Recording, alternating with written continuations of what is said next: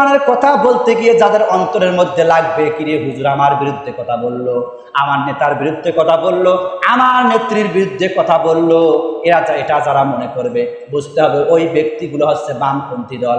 আর আল্লাহ পাকের ঘোষণা হলো ওই বামপন্থী দলকে আল্লাহ রাব্বুল আলামিন জাহান্নামের মধ্যে দিবেন। কথা বলেন ঠিক কিনা? আর আল্লাহর আয়াত যখন তাদের সামনে পড়া হয়, তাদের ঈমান বেড়ে যায় যাদের ঈমান আছে। আবার মুনাফিক যারা আছে তাদের ঈমান কমে যায়, কোরআনের কথা শুনে জ্বালাপোড়া করে। কি দরকার ছিল ওই আয়াত করার?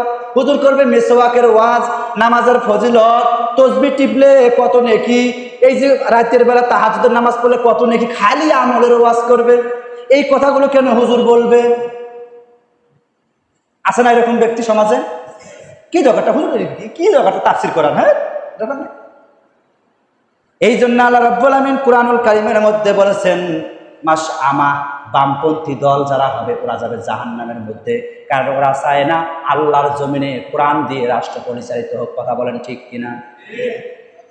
অপরদিকে যাদের অন্তর এভাবে জ্বালাপোড়া করেছিল, জ্বালাপোড়া যাদের করেছিল, তদানীন্তন সময়ে রসুল যখন কালিমার দাওয়াত দিয়েছিল, কাফের মুশরিকদেরকে বলেছিল তোমরা বলো ক্বালু লা ইলাহা ইল্লাল্লাহ। ওই সময় আবু জেহেল বাহিনী যারা ছিল তারা রসুলের উপরে স্টিমরোলার চালাইলো, রসুলকে জেলখানার মধ্যে বন্দি করলো। যেখানে কালিমার দাওয়াত দেয় সেখানে রসুলকে তারা এমনভাবে আঘাত করে রসুলের শরীর রক্তাক্ত হয়ে যায়। শরীরের রক্তগুলো বেয়ে বেয়ে পায়ের মধ্যে জমে, তার পায়ের জুতার মধ্যে, স্যান্ডেলের মধ্যে লেগে যায়। পরবর্তীতে তিনি যখন বাসায় চলে আসেন, খাদিজা রাদিয়াল্লাহু তাআলা আনহা এবং ওই রসুলের মেয়ে ফাতেমা রাদিয়াল্লাহু তাআলা আনহা, তারা দুজনে গরম পানি করে করে রসুলের পা থেকে রক্তগুলো যখন রসুলের স্যান্ডেলের সঙ্গে তার জুতার সঙ্গে যখন লেপটেছিল, গরম পানি দিয়ে দিয়ে সেই রক্তগুলো পরিষ্কার করে স্যান্ডেল রসুলের পা থেকে খুলে নিয়েছিল। কত নির্যাতন করেছিল! এরকম নির্যাতন আমাদের দেশে নাই। আজকে দেখেন 5ই আগস্ট যেদিন গণ অভ্যুত্থানের কারণে স্বৈরাচার দেশ ছাড়লো, ওই দিনের একটা ভিডিও ফুটেজ, 12টা 15 মিনিটের একটা ভিডিও ফুটেজ ভাইরাল হয়েছে। যারা আপনারা দেখেছেন, নির্বিচারে ছাত্র ভাইদের উপরে গুলি চালানো হয়েছে, আছে না নাই? এরকম করে যে মায়ের বুক খালি করলো, যেই বাবার বুক খালি করলো, যেই সন্তানের বুক যারা খালি করলো, ওই সময়ের আবু জেহেল যারা ছিল আর বর্তমান সময়ের আবু জেহেল স্বৈরাচারের সাথে আল্লাহ রাব্বুল আমিন একদম তাদের সঙ্গে মিলাই দিয়েছেন। ওই আবু জেহেল আর বর্তমান সময়ের আবু জেহেলের মাঝে কোনো পার্থক্য নাই। কথা বলেন ঠিক কিনা?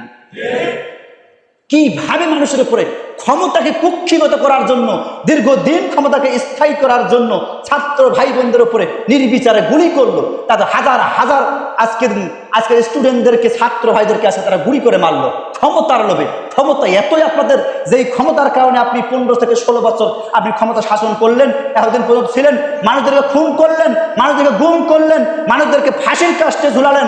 আমি আরো একটা সংবাদ পেয়েছি, এই সন্ত্রাসী, এই মাফিয়া হাসিনা এত জঘন্য ছিল যে যেই দিন কামারুজ্জামান নিজামী এবং ওই যাদের ফাঁসি দিল, ওই দিন আরো একজন ব্যক্তির ফাঁসি দেওয়ার কথা ছিল, কিন্তু ওই ব্যক্তির ফাঁসি না দিয়ে তিনি কি কাজ করেছিলেন? উনি একটা কালো গাড়ির মধ্যে জেলখানার মধ্যে প্রবেশ করেছিলেন। এটা আমার তথ্য আমাদের কাছে এসেছে। তিনি জেলখানার মধ্যে প্রবেশ করেছিলেন। জেলখানার মধ্যে প্রবেশ করেন তিনি একটা লাল একটা শাড়ি পরেছিলেন। লাল শাড়ি পরে আরো একজন ব্যক্তি ছিল, আমি নামটা ভুলে গেলাম ওই ব্যক্তিকে। এগুলো যখন ফাঁসি দেওয়া হয়েছিল, 5জন ব্যক্তিকে ফাঁসি দেওয়ার কথা ছিল। 4জন ব্যক্তিকে যখন ফাঁসি দেওয়া হয়ে গেল, আর একজন ব্যক্তিকে ফাঁসির কাস্টে না নিয়ে এসে ওই মাফিয়া হাসিনা সে কি করেছিল? জেলখানার মধ্যে ঢুকে ওই BSF এর মাধ্যমে ওই ব্যক্তিকে জবাই করে গলার মধ্যে আবার সেলাই দিয়ে তার পরিবারের মধ্যে পাঠাই দিয়েছিল। কত বড় জঘন্যতম একজন দেশের একজন স্বৈরশাসক ছিল। কথা বলেন ঠিক কিনা? তার পক্ষে আজকে যারা কথা বলে, তার পক্ষে আজকে যারা ছাপাই গায়, আপনাদের ব্রেনের মধ্যে কি কুকুর কি প্রস্রাব করে দিছে? আমার তো মনে হয় কুকুরে প্রসাব করে দিচ্ছে তাদের মাথার মধ্যে, মগজের মধ্যে। আপনার মাথার মধ্যে কি একটু ঘেলু নাই? চিন্তা ভাবনা একটু করতে পারেন না যে যেই দেশের সরকার, যেই দেশের মাফিয়ারা সন্তানদের বুকে গুলি চালাতে পারে, যারা কোরআনের পক্ষে কথা বলে, হাদিসের পক্ষে যারা কথা বলে, তাদেরকে ফাঁসির কাস্টে যারা ঝুলায়, তাদেরকে মিথ্যা মামলা দিয়ে, যেই জনগণকে মিথ্যা মামলা দিয়ে তাদেরকে পেরেশানির মধ্যে রাখে, বাসায় থাকতে দেয় না, কিভাবে আপনি তার পক্ষ অবলম্বন করেন? একে আপনার মাথার মধ্যে তো কুকুর প্রসাব করে দিয়েছে। কথা বলেন ঠিক কিনা? সম্মানিত ভাইয়েরা আমার, কিভাবে ক্ষমতাকে কুক্ষিগত করা যায়? সম্মানিত বন্ধুগণ আমার, এভাবে রাসূল যখন কালিমার দাওয়াত দেওয়া শুরু করলেন, স্বৈরাচার বাহিনী, জালেম বাহিনী, আবু জেহেল বসে থাকেনি। আবু জেহেল এবার ঘোষণা করে দিল, শোনো, ওয়াকালাল্লাযীনা কাফারু লা তাসমাউ লিহাযাল কুরআনি ওয়ালগাউ ফীহি লাআল্লাকুম তাগলিবুন। আল্লাহ রাব্বুল আলামিন ডাক দিয়ে বলতেছেন, শোনো, স্বৈরাচারের ভাষা কি হতে পারে? যারা জালেম হবে, যারা মাফিয়া হবে, নির্বিচারে মানুষদেরকে গুলি করে মারবে, তাদের ব্যবহার কি হবে? তাদের ব্যবহার হলো, কাফেরেরা তখন বলবে, স্বৈরাচারীরা বলবে, এ কোরআন তোমরা কখনো শুনবে না। যারা এরকম করে ঘোষণা করতে পারে তারা তোমরা কখনো কোরআন শুনবে না। এটা আবু জেহেল বলেছিল, উতবা বলেছিল, সাইবা বলেছিল।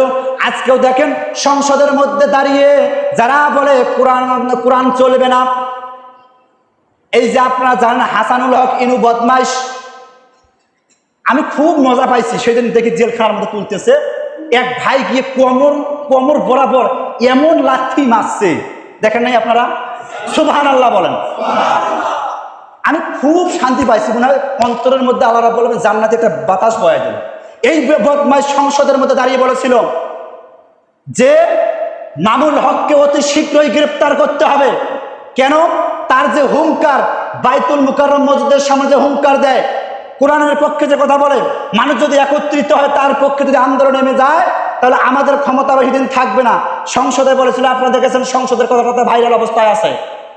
সেই কথা যখন বলেছিল, শুধুমাত্র মামুল হকে বলেন নাই, তিনি বলেছিল বাবুনগরীর বিরুদ্ধে কথা বলেছিল, যে বাবুনগরী যেভাবে হুঙ্কার দিচ্ছে, যেভাবে জাতিদেরকে একত্রিত করতেছে, এরা কিছুদিন পরে আমাদের বিরুদ্ধে এরা আন্দোলন করবে, সুতরাং তাদেরকে অতি শীঘ্রই গ্রেপ্তার করা হোক।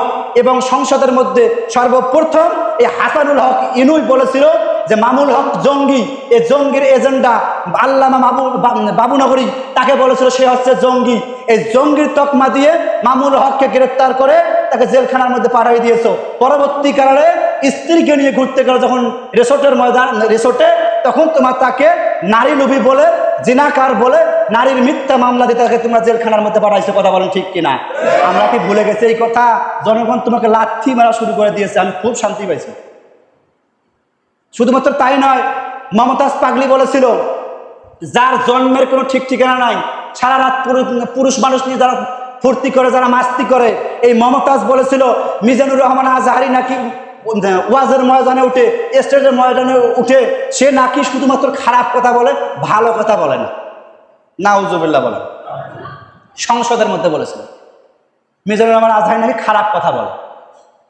আর সে কি, এই মমতাজ পাগলি আবার কি, সে নাকি সিয়াসেত্তর হাদিস সব ওর মুখস্থ। এত বড় একজন ডক্টরেট, ইসলামের উপরে, কোরআনের উপরে, হাদিসের উপর ডক্টরেট করেছে, অথচ মিজানুর রহমান আজহারি কি ওয়াজ করে সে নাকি গালি, এটাই বোঝার ক্ষমতা নাই। সে বলে অতি শীঘ্রই মিজানুর রহমান আজহারিকে হয় দেশ থেকে বাইর করে দাও, আর নাকি তাকে জেলখানার মধ্যে বন্দী করো। এই বদমাইশদের ষড়যন্ত্রের কারণে মিজান আজহারি আজকে দেশের বাইরে। কথা বলেন ঠিক কিনা? এই তো কেবল খেলা শুরু হয়েছে। হ্যাঁ, এই বদমাইশ আবার আরো একজন ছিল, টাকলা মুরাদ। সে বলেছিল সংসদের মধ্যে বিসমিল্লাহ বলে উদ্বোধন হবে না। আজকে টাকলা মুরাদ কোথায়? আজকে জনগণ তোমাকে খুঁজতেছে, গরম ডিম খাওয়াবে। কি বলেন আপনারা? সম্মানিত বন্ধুগণ আমার, তাহলে আবার শুধুমাত্র তাই নয়, একজন ব্যক্তির নাম আপনারা জানেন, ভাইরাল হয়েছিল, প্রতি রাইতে ৭০ থেকে ৮০ রাকাত নফল নামাজ পড়ে। নাম কি? এ কি রে, সুন্দরগঞ্জের জনগণ জানে না ৭০ থেকে ৮০ রাকাত নফল নামাজ পড়ে এমন ব্যক্তি ভাইরাল হয়ে গেছে, জানেন না আপনারা? আরে শামীম ওসমান প্রত্যেক রাইতে ৭৪ থেকে ৮০ রাকাত নফল নামাজ আদায় করে। এ আবার দেখলাম এই কথা যেদিন বলছে পরের দিনে দেখতেছি মেয়ে মানুষদেরকে নিয়ে নাচতেছে, রঙ্গলীলা। আহারে, কত বড় শয়তান এগুলা! হ্যাঁ, ৭৪ থেকে ৮০ রাকাত নফল নামাজ পড়ে। এই বদমাইশ দেশে নাই, দেশে থাকলে তো ওর সাথে খেলা একটা জমতো, কিন্তু বদমাইশ দেশে নাই। আর সবগুলোকে রাষ্ট্রীয় মামলা দিয়ে আমরা নিয়ে আসবো ইনশাল্লাহ। জামাতের নিমন্ত্রণ কেবল আল্লাহ রাব্বুল আলামিনের পক্ষ থেকে জায়েজ হয়েছে। আমরা এতদিন চুপ করেছিলাম বলে নিমন্ত্রণ জায়েজ হোক। এরা আমাদেরকে যেভাবে মেরেছে, যেভাবে ফাঁসির কাস্টে ঝুলেছে, রাষ্ট্রীয় মামলা দিয়ে, হেফাজতের মামলা দিয়ে, কামারুজ্জামান সাইদি নিজামের এই মামলা দিয়ে, পিলখানার মামলা দিয়ে, প্রত্যেকটা এমপি মন্ত্রী যারা ছিল প্রত্যেকটার বিরুদ্ধে রাষ্ট্রীয় মামলা দিয়ে তাদেরকে আমরা ফাঁসির কাস্টে ঝুলাতে চাই। কথা বলেন ঠিক কিনা? আপনারা রাজি আছেন না? এদেরকে ফাঁসির কাস্টে ঝুলানোর জন্য আমাদেরকে যদি আরেকবার ময়দানে নামতে হয়, আরেকবার যদি গণ অভ্যুত্থানের জন্য ডাক দেওয়া হয়, এদেরকে ফাঁসির কাস্টে ঝুলানোর জন্য আমাদেরকে আবার যদি মিছিল মিটিংয়ে ডাক দেওয়া হয়, সুন্দরগঞ্জের মুসলমান আপনারা রাজি আছেন তো? কারা কারা আছেন? দুই হাত তুলে আল্লাহকে দেখান। তাকবীর দেন, লিল্লাহি তাকবীর, লিল্লাহি তাকবীর। হাত আমার প্রিয় ভাইয়েরা আমার, এরা যেভাবে আমাদেরকে নির্যাতন করেছে, আল্লাহ রসুল যখন মক্কা বিজয় করেছিলেন, আল্লাহ রসুল তিনি কাবার প্রান্তরে, কাবার হাতিমে দাঁড়িয়ে বলেছিলেন, মক্কার সমস্ত মানুষদেরকে আমরা মাফ করে দিলাম, কাফের মুশরিক যারা আছেন সমস্ত মানুষদেরকে মাফ করে দিলাম। কিন্তু রসুল নাম ধরে 11 থেকে 12 জন ব্যক্তির নাম বলেছিলেন, এই কাফেরদেরকে আমি মাফ করব না, কারণ এরা আম্মার বিন ইয়াসিরকে দুনিয়ার জমিন থেকে বিদায় করে দিয়েছেন, হযরত সুমাইয়াকে দুনিয়ার জমিন থেকে বিদায় করে দিয়েছে। আজকেও দেখেন ওই সূত্র ধরে আমরা নিয়ে আসতে পারি, সাইদিকে দুনিয়ার জমিন থেকে বিদায় করে দিয়েছে, নিজামীকে দুনিয়ার জমিন থেকে বিদায় করে দিয়েছে, কামারুজ্জামানকে দুনিয়ার জমিন থেকে বিদায় করে দিয়েছেন। যারা আমার ছাত্র ভাইদের উপরে নির্বিচারে গুলি চালিয়েছে, ওই সমস্ত মাফিয়াদেরকে রসুলের কথা অনুযায়ী, রসুলের ওই সুন্নাহ অনুযায়ী আমরাও এই সমস্ত বদমাশদেরকে মাফ করবো না। কথা বলেন ঠিক কিনা? প্রিয় বন্ধুগণ আমার, কোরআনের সঙ্গে মিলাইতে হবে। আপনি একটু চিন্তা ভাবনা করে দেখেন, যেই দল আপনি করেন ওই দলের ব্যক্তি কি আপনাকে কোনো নামাজের দাওয়াত দেয়? ওই দলের ব্যক্তি কি আপনাকে কোনো রোজার কথা বলে, কোরআনের কথা বলে, হাদিসের কথা বলে, জান্নাতের দিকে আহ্বান করে? যেই ব্যক্তি, যেই দল আপনার সন্তানকে জাহান্নামের দিকে ঠেলে দিচ্ছে, আপনার সন্তান, আপনি কি করে ওই দলে সাপোর্ট করতে পারেন? কথা বলেন ঠিক কিনা? একটু চিন্তা ভাবনা আপনাকে দিয়ে গেলাম, আপনার কমন সেন্সটা একটু কাজে লাগান। আমি বলতেছি না জামাতি ইসলাম করেন, আমি বলতেছি না বিএনপি করেন, আমি বলতেছি না চরমোনাই করেন।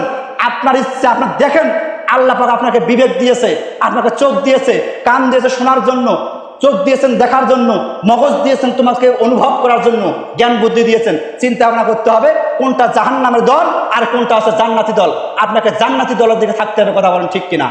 আপনি যদি ওই দলকে যখন সাপোর্ট করেন, আমার জানা মতে কোনোদিন কোনো ব্যক্তির মুখ থেকে, কোনো নেতা নেত্রীর মুখ থেকে আমি শুনি নাই, আপনারা শুনে থাকলে আমাকে জানাবেন, আমি কোনোদিনও শুনি নাই তোমাদের এই নেতা নেত্রীরা কেন তোমার নামাজ পড়ো না। একদিন এই কথা বলেছে, অথচ ওই ব্যক্তি বলেছিল, স্বৈরাচার হাসিনা বলেছিল, আমি সুন্দরগঞ্জের কোনো জনগণ চাই না, কোনো মানুষ চাই না, আমি সুন্দরগঞ্জের মাটি চাই। কথা বলেছিল কিনা? আপনারা কি ভুলে গেছেন সে কথা?